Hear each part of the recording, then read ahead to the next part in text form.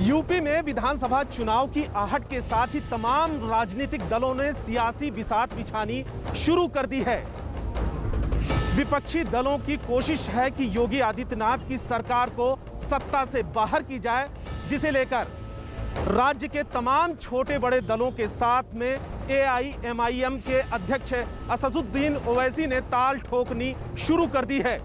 धर्मांतरण कानून से लेकर जनसंख्या नियंत्रण और आतंकवाद के खिलाफ कार्रवाई राज्य के इस समय बड़े मुद्दे बने हैं। इन तमाम मुद्दों पर न्यूज़ 18 इंडिया ने योगी आदित्यनाथ से सवाल किया।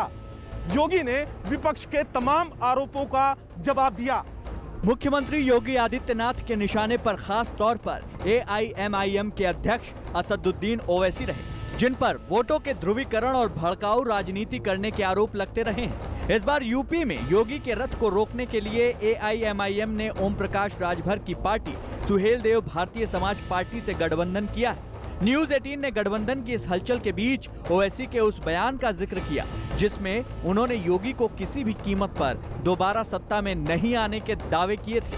ओवैसी की मंशा को भांपकर सीएम योगी ने उन्हें अपने खास अंदाज में जवाब दिया। असदुद्दीन ओवैसी कहते हैं कि किसी कीमत पर, मैं उन्होंने जो बोला बता रहा हूं, किसी कीमत पर 2022 में योगी आदित्यनाथ इंशाअल्लाह दोबारा मुख्यमंत्री हम नहीं बनने देंगे। देखिए, ओवैसी जी एक बहुत बड़े नेता हैं। यूपी की जनता कितना पसंद करेगी ये तो आने वाला समय बताएगा। लेकिन अगर वह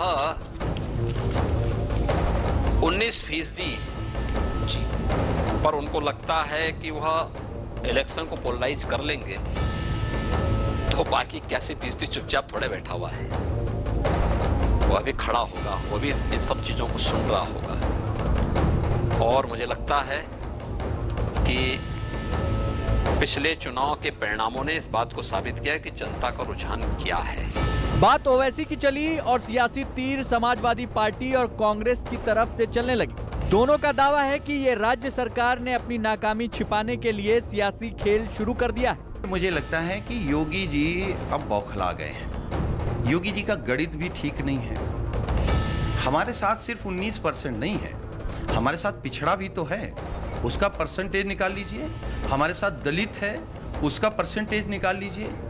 बड़े समाज में भी जो लोग नाराज हैं वो माननीय अखिलेश यादव जी के साथ हैं, उनका प्रतिशत निकाल लीजिए। तब देखिए कि कितना प्रतिशत समाजवादी पार्टी के साथ है और कितना प्रतिशत योगी जी के साथ है। बीजेपी यूपी का असेंबली चुनाव हार रही है। अब उनको जब भी चुनाव हारते दिखता है तो वो कम्युनल पोलराइजेशन की बात करते हैं। योगी आदित्यनाथ ने यही बात की है, communal polarisation, vote bank politics की बात की है। बात जब ओवैसी की होती है तो सियासी दलों की तरफ से उन पर बीजेपी की बी टीम होने या बीजेपी से मिली भगत के आरोप लगते रहे हैं। इस बार सीएम योगी ने ओवैसी के साथ आने वाले दलों के नाम गिनाने शुरू कर दिए। गठबंधन तो समय समय पे कांग्रेस ही उनके साथ करती रही है, या फिर ये समाजवादी पार्टी ही उनके लिए ज्यादा उतावली दिखती है। बीजेपी का तो दूर दूर से कोई संबंध नहीं उनसे।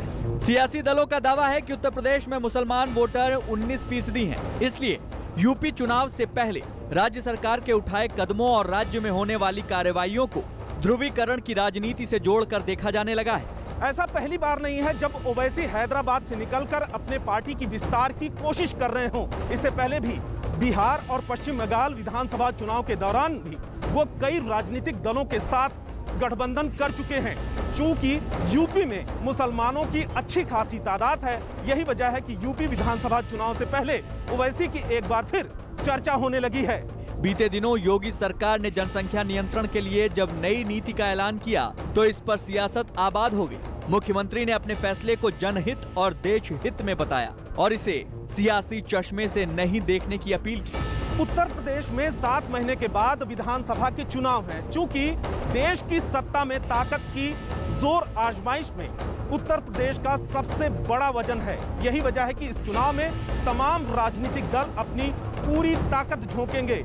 इस बीच विपक्ष की तरफ से योगी सरकार के फैसलों को कसौटी पर कसने का सिलसिला शुरू हो गया है। मुख्यमंत्री योगी आदित्यनाथ तमाम सवालों के जवाब भी दे रहे हैं, क्योंकि लोकतंत्र संवाद का ही तो नाम है। यूपी के दहलाने